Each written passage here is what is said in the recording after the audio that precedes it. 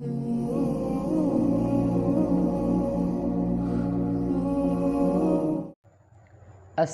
আলাইকুম ওয়া রাহমাতুল্লাহি ওয়া বারাকাতুহু। ইন্নাল হামদালিল্লাহি ওয়াহদাহু ওয়াস সালাতু ওয়াস সালামু আলা মান লা নাবিয়্যা বা'দা, আম্মা বা'দ। ফাকাদ ক্বালা আল্লাহু তাবারাকা ওয়া তাআলা ফি কালামিহিল মাজিদ, কুল হুয়াল্লাহু আহাদ, আল্লাহুস সামাদ, লাম ইয়ালিদ ওয়া লাম ইউলাদ ওয়া লাম ইয়াকুল লাহু কুফুয়ান আহাদ। সম্মানিত দর্শক মণ্ডলী, আজকে আমাদের এই দ্বীনি হালাকার বিষয়বস্তু হবে তাওহীদ রুবুবিয়্যাতের কিছু নিদর্শন নিয়ে। আমরা গত হালাকায় গত দারসে আলোচনা করেছিলাম তাওহীদ রুবুবিয়্যার সংজ্ঞা নিয়ে। সেখানে আমরা বলেছিলাম আল্লাহ রাব্বুল আলামিনকে এক বলে মানতে হবে, এক বলে স্বীকার করতে হবে, বিশ্বাস করতে হবে তিনটি ক্ষেত্রে। নাম্বার 1, সৃষ্টির ক্ষেত্রে, অর্থাৎ সমগ্র বিশ্বর সৃষ্টিকর্তা একমাত্র আল্লাহ রাব্বুল আলামিন। 2 নম্বর বলেছিলাম ইফরাদুল্লাহ তাআলা বিল মুলকি, আল্লাহ রাব্বুল আলামিনকে ক্ষমতার ক্ষেত্রে, রাজত্বের ক্ষেত্রে, বাদশাহিত্বের ক্ষেত্রে আপনাকে এক বলে সাব্যস্ত করতে হবে, এক বলে মানতে হবে, বিশ্বাস করতে হবে, স্বীকার করতে হবে।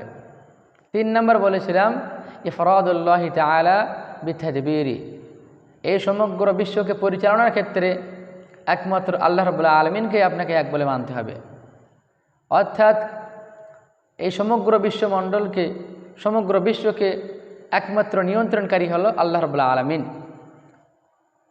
তিনি ছাড়া আর কোনো নিয়ন্ত্রণকারী নেই, অথবা তার সাথে এই নিয়ন্ত্রণে কোনো অংশীদার নেই, কোনো শরিক নেই।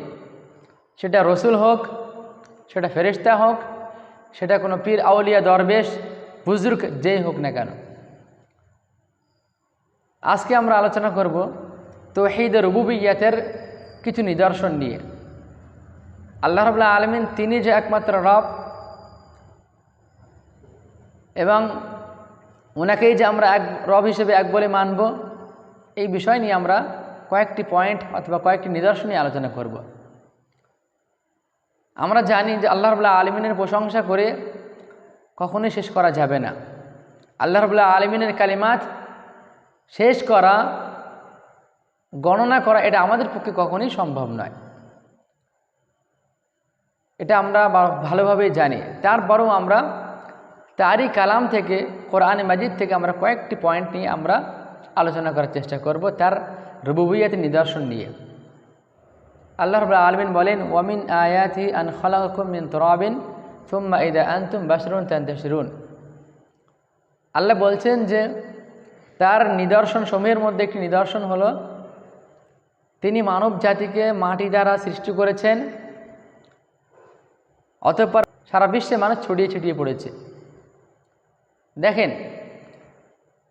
যে মানুষকে আল্লাহ রাব্বুল আলামিন এত সম্মানিত করেছেন, অনেক সৃষ্টিজীবের উপরে তাদেরকে প্রাধান্য দিয়েছেন, বিবেক দিয়েছেন, সেই সৃষ্টিকে আল্লাহ রাব্বুল আলামিন কী দিয়ে সৃষ্টি করেছেন? মাটি দ্বারা।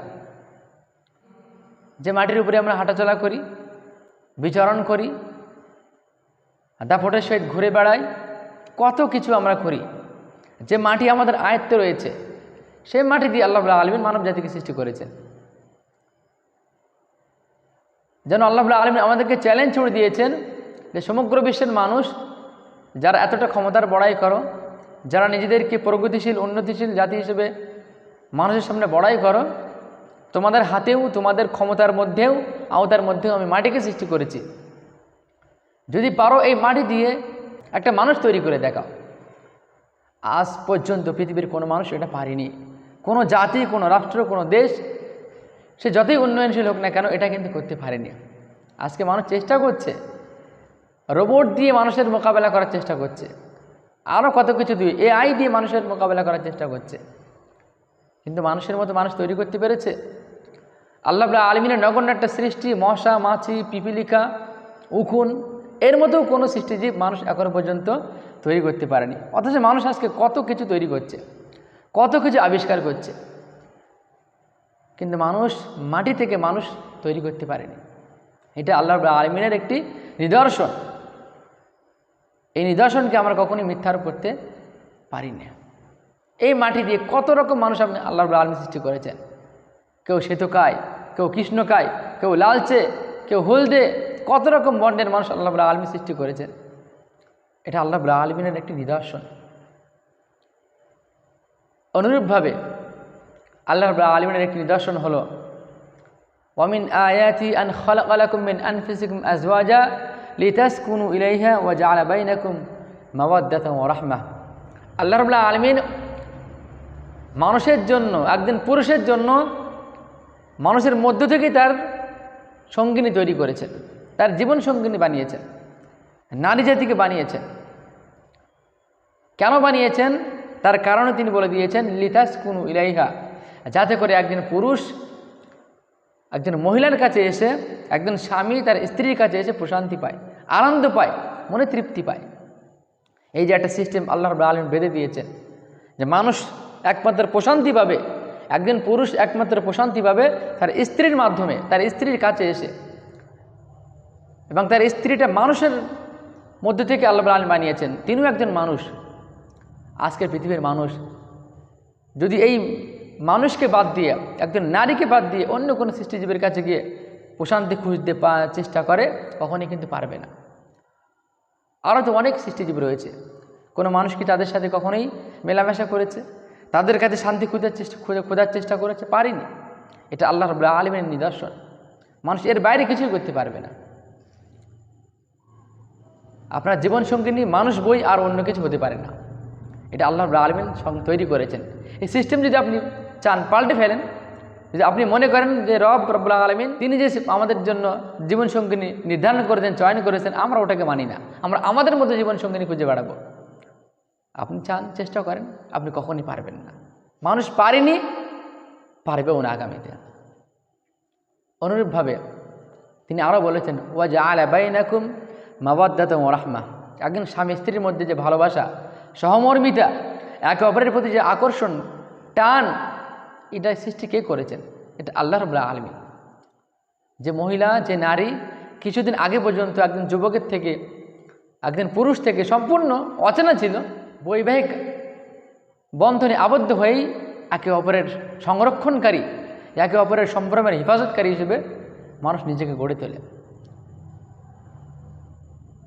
কোনো ব্যক্তি তার স্ত্রীর দিকে চোখ তুলে তাকাবে, তার সাথে খারাপ আচরণ করবে, অভদ্র আচরণ করবে, অশ্লীল মন্তব্য করবে, এটা একজন মানুষ, প্রকৃত স্বামী, প্রকৃত পুরুষ কখনই মেনে নিতে পারে না।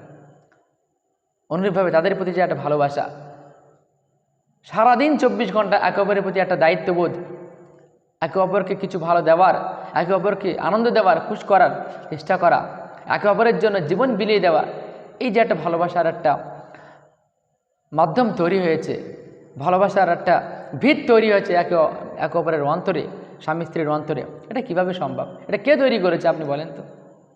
পৃথিবীর কোনো মানুষ তৈরি করেছে এটা? কখনোই না।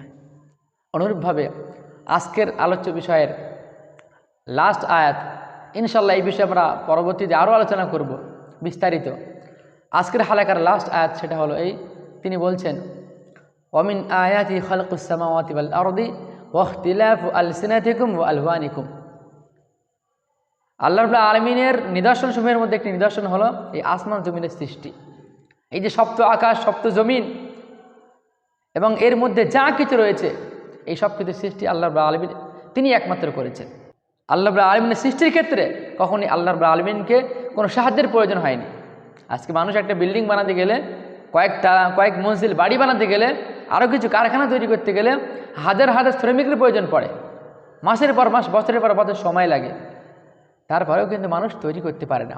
কিন্তু আল্লাহ রাব্বুল আলামিন এই বিশাল ভূমণ্ডল, নবমণ্ডলকে সৃষ্টি করেছেন শুধুমাত্র কোন বলে, কোনো সাপোর্টের প্রয়োজন পড়েনি। এটা আমাদেরকে প্রমাণ করে যে তিনি একমাত্র স্রষ্টা।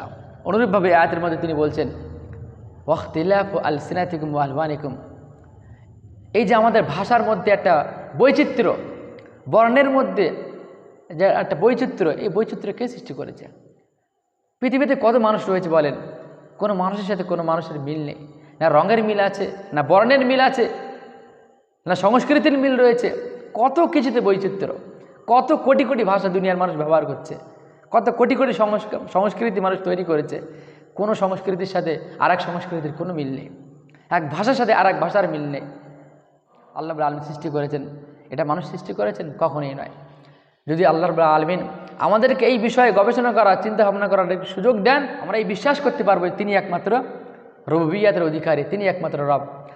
সুতরাং আপনাদের কাছে আমাদের দাবি থাকবে, অনুরোধ থাকবে যে আপনারা আল্লাহ রাব্বুল আলামিন সম্পর্কে একটু জ্ঞান অর্জন করুন, তার আয়াতসমূহ, তার নিদর্শনসমূহে একটু গবেষণা করুন, তাহলে আপনি আপনার প্রকৃত রবকে চিনতে পারবেন। আল্লাহর কাছে আমরা পরিষ্কার দোয়া করি, আল্লাহ রাব্বুল আলামিন আমাদের সকলকে তোমাকে চেনার সুযোগ করে দাও এবং তোমারই যেন ইবাদত করতে পারি, তোমার বিধান মেনে চলতে পারি, সে তৌফিক কামনা করি। আমিন। ওয়া আখিরু দাওয়ানা আলহামদুলিল্লাহি রাব্বিল আলামিন। আসসালামু আলাইকুম ওয়া রাহমাতুল্লাহ।